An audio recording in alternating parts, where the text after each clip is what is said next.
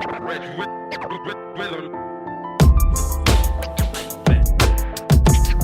there, I'm Nick. And I'm Lewis.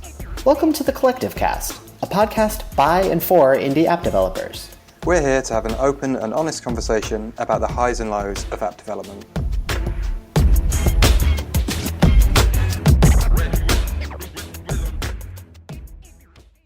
So Lewis, I was wondering, you have this app called World Time Widget that's pretty cool. It's obviously super useful for us as digital nomads, and it got featured by Apple in the App Store.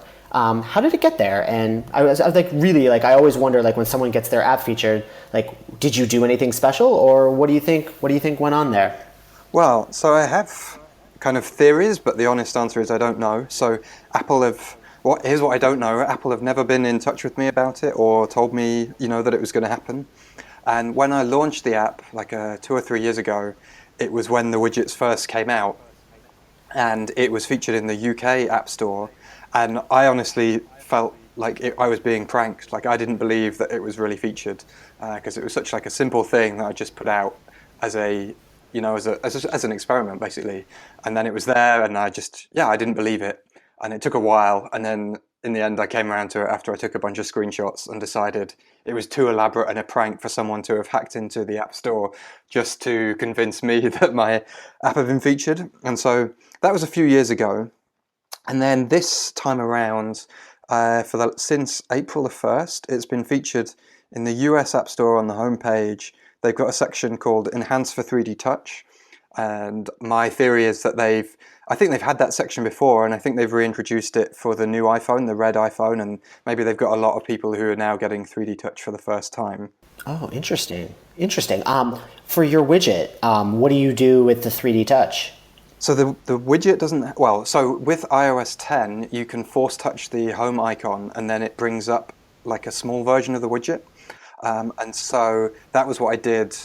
That is why my app is there. That's what the 3D Touch thing that it does, basically. And so as to how Apple came across it, so at the end of last year, I changed it from being a paid app to being free with in-app purchase, and that led to like a crazy spike in downloads. Like, I don't have the numbers in front of me, but it went from like less than 10 a day to thousands and thousands. Whoa. And was it already featured by Apple at this time? No, that was just from the price drop. So there's a few websites where if you do a price drop, there's like RSS feeds, or I don't know, I've looked it up, and you can appear on this website, and then these are very popular websites for people who are looking for discounted apps. And so I got all these downloads, and I don't know whether at that point when Apple were looking for things to be featured, they've seen, this app has had a lot of downloads over that period or something like that. Or whether, they ran some SQL queries and it came highly because of that. But other than that, the only things I can think of is that it kind of looks Apple-y. So I've tried to make it look like something that Apple would have made, and tried to make it kind of clean and modern and things like that. So those are my best guesses, really. So what you're saying is, like, it sounds like, at least in the UK store, maybe you just got lucky, right? Like, you released it, they decided to feature it. But this like second level of accolades came from the fact that you were capitalizing on a new feature in iOS, and I'm sure they were scouring their apps for good examples. Well, maybe. So I actually feel the other way around. So I feel like when it was first featured in the UK, at that point it was like one of the first widget apps. Oh, okay. So then that was a new thing, and I feel like Apple probably wanted to feature it because it's using their cool new tech, and it's like, look how cool iOS 10 is. And there was always, on the first week, there's always surprisingly few apps that are ready in time. And so I feel like there was an element of luck. I always feel like there's an element of luck, but then there was an element of being like, I'm going to be there on day one having this new feature. And then for this one, I feel like it's the other way around. Like, the 3D Touch has been out for like 18 months. It's not like a new feature. So yeah, I don't know. I feel more like there was more luck involved in this one. If whoever chose it is listening, then thank you ever so much. And let me buy you a beer sometime. Yeah, I wonder if the fact that it was featured previously in a different store gave it more credence to be featured again, because I know that happens with games, and a game will be featured like Game of the Year 2014, and then later on it'll still be kind of perked up when they need to boost up like game downloads, Yeah, honestly, I don't know. So I don't know whether enough of the details, whether the people in the US and UK curation departments, whether they're the same people. I assume not, and then whether they talk to each other or not. So honestly, I don't know, and I would love to know. Nice. Well, if and when either of us get any other apps featured in any capacity, we should kind of catalog everything that we did and see if we can replicate it or add some kind of analytics to the process. I totally agree. I would love to know what the formula is, if there is a formula. I feel like that's like the secretive back nature of this podcast, like decode the mysteries of the App Store boons, Yeah, for sure. And I think that my instinct is that it is very human, like it is people doing it. But whether they use, they must have some use of numbers or, analytics that they have to decide where they pull these apps out from, because there are many world clock apps. Well, I'm sure we all know that when you submit an app, it performs like an automated check against all like the API calls you make. So I'm sure that they could run an automated tool that pulls out all the apps that are using 3D touch, for example. And then, I wonder if you could like kind of almost like you might have said, run like a query, say, okay, what are all the apps that have 3D touch? All right, how many of them mention the word time? How many of them have a widget? And like you could get like a subset of apps, and like you could look for ones with like really shiny icons. Yeah, well, I tell you what, if they are doing something like that, guys, you've got to bring that actually to the App Store search. Like, I want to be able to search for apps that use 3D touch or that have a widget, or you could make the search so much better if they expose that information publicly, if they do have it privately. God, actually, the widget one is a really good point, because you can see when it's iPhone, iPad, Apple Watch, whatever, but you only know it has a widget after you've installed it and you go to the notification screen and it tells you that a new widget is available. Exactly. And Force Touch, and even just like, they're getting rid of them anyway, I think, but just older ones, like, how do I exclude all apps that don't have the new screen size, you know what I mean, where they only show those scaled down apps and stuff like that? I should be able to filter that stuff out. Yeah, absolutely. And it's not like you want to rely on a third-party app aggregator for something like that. Like, you just want to be able to go to the App Store on your phone and like find an app. I mean, it's kind of like with everything else in our life, though. Like, when I'm looking for a new apartment on Airbnb, I can't filter by Wi-Fi speed. It's insane, because, so often, much like when a TripAdvisor review says something like, oh, the food is really cheap, that's a subjective opinion. And so if someone says their Wi-Fi is fast, I want to be like, okay, are we talking 10 down? Or are we talking 100 down, Yeah, exactly. I totally agree.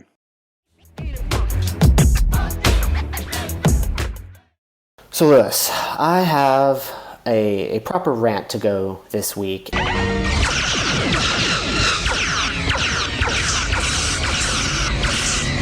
It is this tool that was so useful for so long and just has done this thing.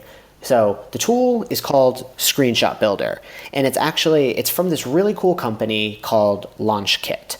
And I really like them. They basically have spent a few years releasing a ton of convenient App Store tools. One of them is Screenshot Builder. One of them is something called App Reviews, where it'll track your app's reviews on the App Store, and when you get a new review, it'll post a notification in Slack for you to see, and maybe it'll auto-post to Twitter and things like that. So they have all these great services, but Screenshot Builder was this essential one where it basically let you build your App Store's screenshots. And so you could just like upload a screenshot from your app, and it would auto add, like the iPhone or the iPad image around it. You could format the background, you could add text, and you could do all this in 5 minutes. And you didn't have to resize all the different sizes for the different app sizes, and it was just perfect.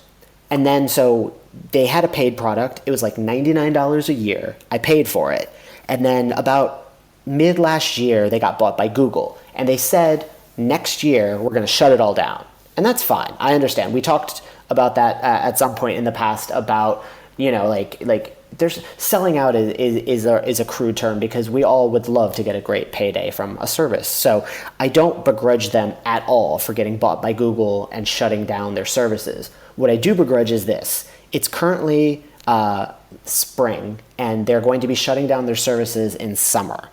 And so I'm not going to pay $99 for a new license for the next couple of months.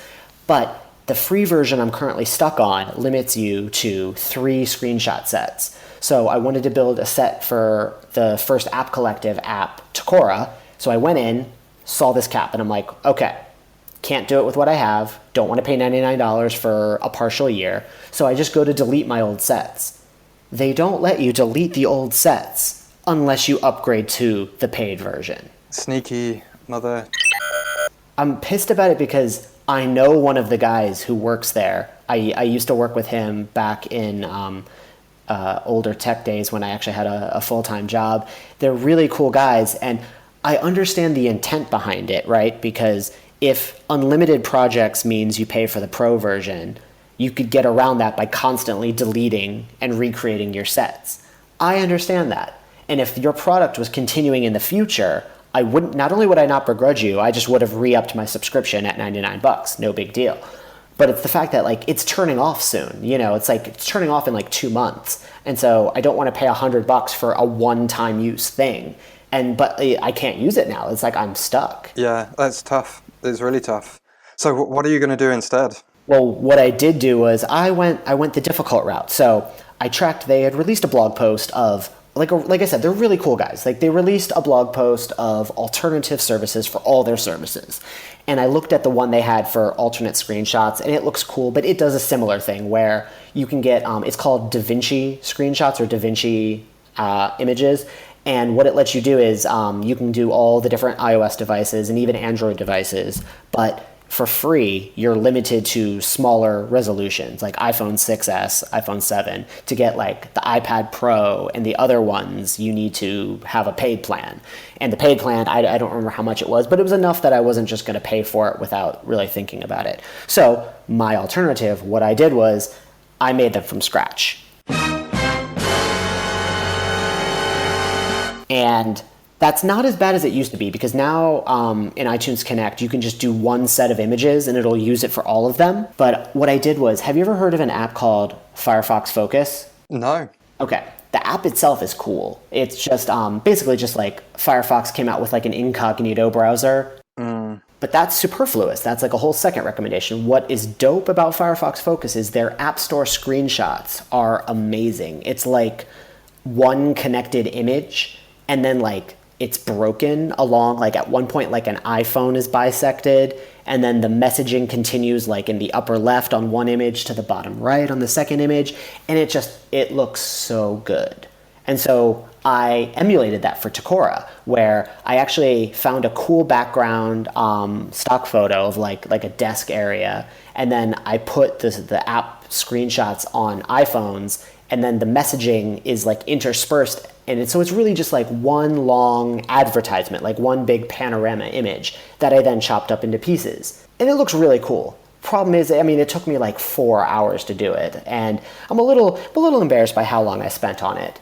But it looks really cool. Yeah, my experience is that the screenshots are always something that I forget about, and you think, yes, I'm finished the app, I'll just upload it to the App Store, and then you come to do the screenshots, and you're and then I'll just do this in half an hour, and then hours later you have something ready to go. So I totally feel your pain on that one. But hopefully, if you next time you'll be able to reuse this. I'm just looking at your screenshots; it looks really cool.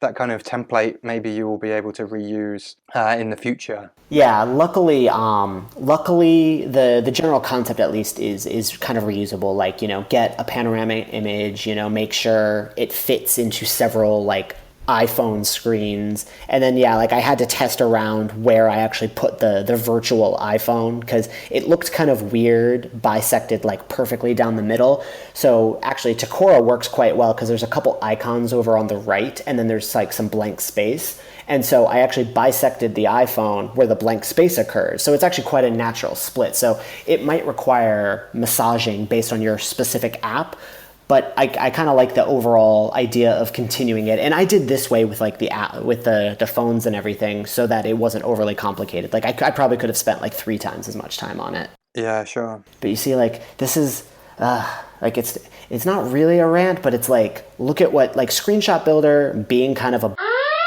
has made me do like a really cool thing. But then, yeah, it also meant that like I was sitting there like waiting to push that like submit or, make available button in iTunes Connect. And it was like a whole another day of work went by before I could do it. I totally know what you mean. It's one of the many things that when you're doing this stuff on your own, you're not just the developer, you're also marketing and PR and business manager and accountant and like there's so many jobs that you're doing that just have to be done just so you can get something out the door. Yeah, absolutely. Yeah, what about you? Like, how have you been doing with basically like App Store things? Like, I know you've mentioned off pod a few times about like new like being able to reply to reviews and things like that. Yeah, so replying to reviews, like there's 2 parts to that with what Apple introduced in iOS 10.3. So or 2.5 parts. So they introduced the concept of ratings instead of just reviews. So you don't have to go and type Lewis's app is the best app ever. You can just give it 5 stars and click submit. So that's one part.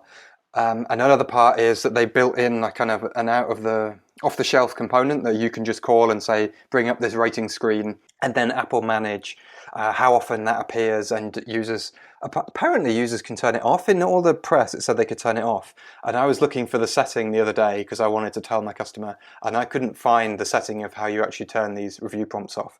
But either way, Apple has control over it, and they're only going to show it 3 times a year, they've said. And so that's 2 bits that are together, and for me that has been fantastic. I think like so obviously the World Time app that we talked about already has been getting a lot more exposure than it would normally, but actually the number of reviews hasn't been that different to what it was getting before, but the number of ratings is skyrocketing. So, or at least in my terms. So it is getting a lot of ratings. The ratings go up noticeably every day, whereas I get a review once a week or once every few days. And so I think that's a fantastic addition, and I would strongly recommend anyone to put that in because it's so quick. And I've taken out, like I used to use iRate, but there's loads of pods that let you deal with this stuff, and I've just leapt fully into the new Apple way, and yeah, I'm very, very pleased that I did. When you switched from iRate to the new iOS built-in version, did you just like look for it in the documentation? Was there like a blog post that you came across that we could share in the show notes? Like how'd you make the switch? One line of code calls up this thing, and then another line to check that you have, that class is available. So it's super straightforward. It's almost more difficult.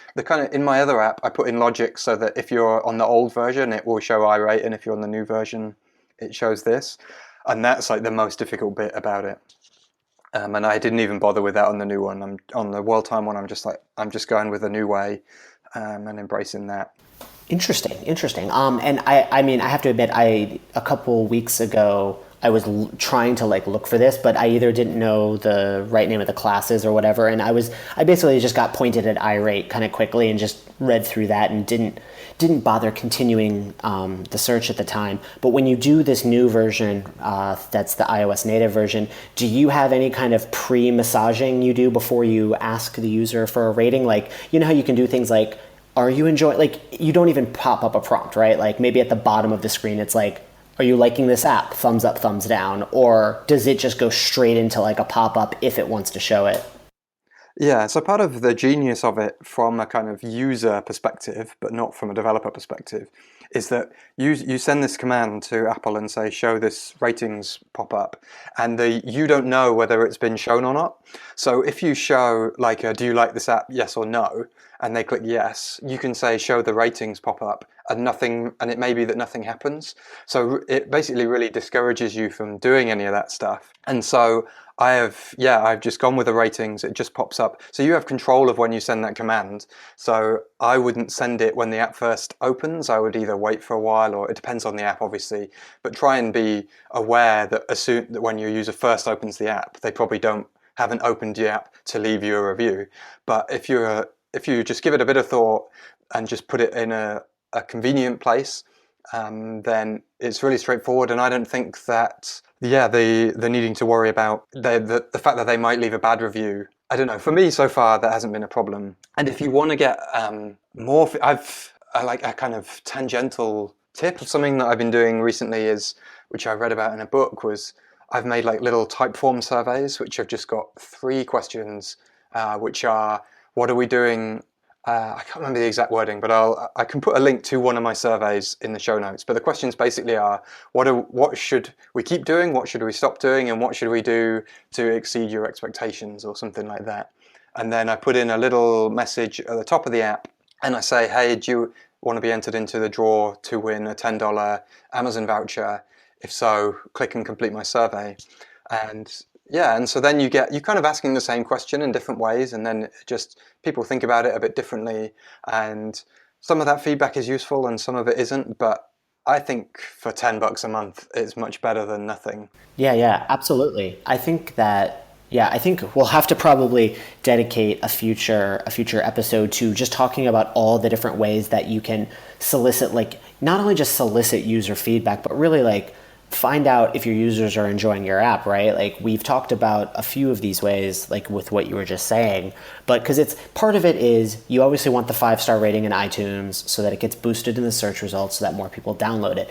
But we also want the existing users to like using those apps. And it's good to know, since I know, at least from my own personal experience, if I'm building a new app, I will draw upon what I just did. And a lot of times it's more like, I really enjoyed how I built this app. I'm going to build another app like this. But if you had, like you said, if you had surveys and user input that were saying, hey, users really hate hamburger menus and never click through, or users really don't mind ads, just don't put them on the home screen, or whatever, you could actually have like informed opinions about future apps without having to like constantly bang the user over the head for a detailed review.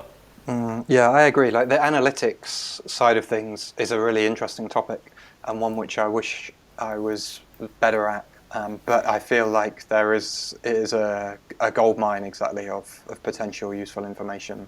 Absolutely, yeah. We'll do another pod on analytics. I've gotten pretty good at Facebook analytics and integrating those into my apps and having event triggers and things like that. But outside of Facebook, I do precious little.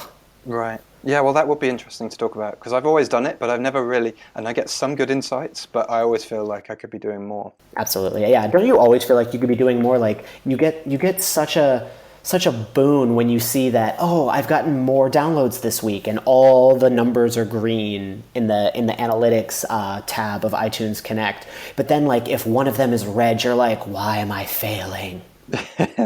Yeah, absolutely. You need to be careful with those colors, Apple. You are messing with our minds. Oh, seriously. I've tried to get to the point where I don't check my revenue on a daily basis, and I pretty much fail 6 days out of 7. I always used to do that, and I've pretty much gone the other way, and it's now basically the first thing I do when I wake up. And so I need to try and break that. I kind of got into it when I was making changes for a while time, and it was like, I've made this big change, and I'm getting all these downloads but not getting as much money as I would like, and I was kind of really excited to see whether I could increase my conversion rates, and I've kind of just not stopped after that. So I should be more conscious about it. Yeah, I know. And it's like I already get the weekly analytics email. It's like I could avoid those tabs entirely and just check those, but I don't. Yeah, that's it. And now it's time for Lewis and I to share our crazy app ideas. all good developers have some crazy Google Doc or unformatted text file on their computers with all the insane ideas they come up with at 3 a.m. when they're still drinking too much coffee. And Lewis and I are going to share one of ours. So Lewis, what have you got for us this time? Okay, like you said, I've got a doc with all these things that you just kind of, it's one of those things where you really need to write down more because it doesn't necessarily mean anything when you look at it after a while. But this idea is 7-minute workout for seniors. So there's loads of these 7-minute workout apps that are there. But I feel like the older generation are underserved in this area, and they would love, you know, some content, especially for them, to help them get fit and stay mobile as they go on. I think that's a genius idea, especially like you often forget that like really just like the two of us are way too often that target market, you know, like 30 something, like straight white male. And there are other people out there in the world that need services and have plenty of money and can buy apps. Yeah, exactly. And I mean, I've said seniors, but I don't know, it's interesting to whatever you mean by seniors, but like my parents, I don't really think of them as seniors, but they are retired.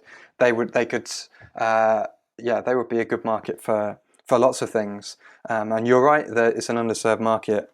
And so if anyone wants to go ahead and make that, I think it could be lucrative, but it's not going to be something that I'm going to pursue myself. Yeah, I feel like we've been generating a lot of future podcast ideas in this one. And I actually like the idea of talking about apps that are explicitly targeted at underserved groups. I know at some point I definitely want to have a deep discussion on accessibility and making sure, like, you know, if you have an app that is good for people with color blindness, or if there's someone on the autism spectrum, you know, having apps that maybe have bigger touch targets that are easier to, access and things like that. And seniors, unlike children, you know, like kids with their parents' iOS devices usually can't buy anything, especially if the parents are smart and have their parental controls on. But seniors are perfectly capable and willing to buy stuff. So like that could be an entire market that we are just ignoring at our own peril. Yeah, I totally agree. And yeah, if you look through, I often look through the top charts, and there's like apps so you can use your phone like a magnifying glass. That always is in the top grossing for utilities and things like that. You're definitely right. It's a market that is probably underserved. Yeah, totally. Sorry, I think I inadvertently justified your crazy app idea. I won't do that again.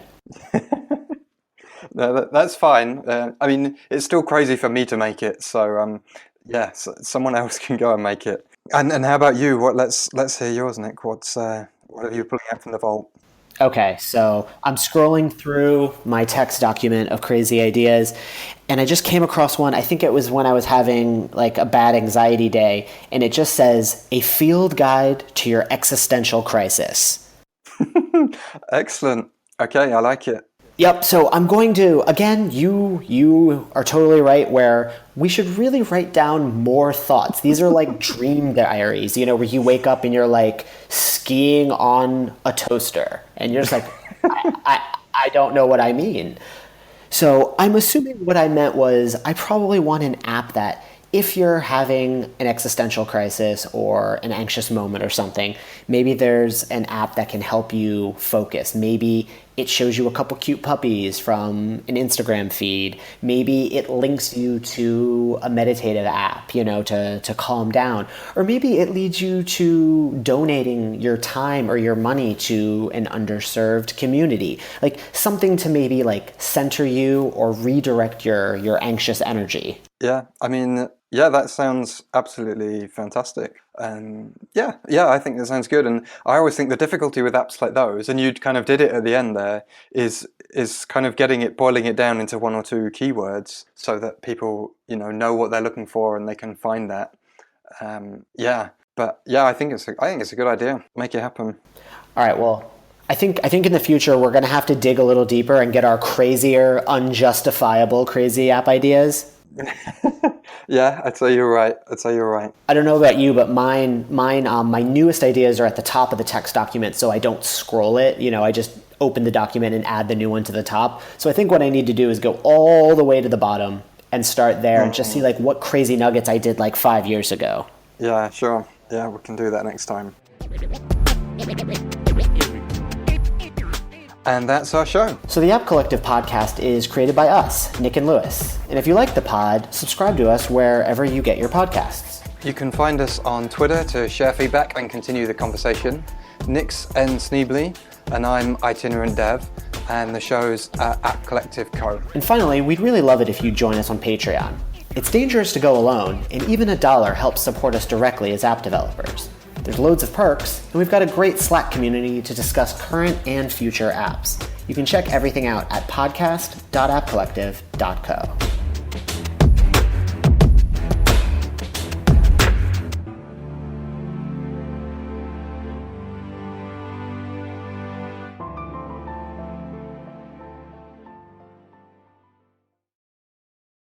Filters. Filters. Filters on everything, please.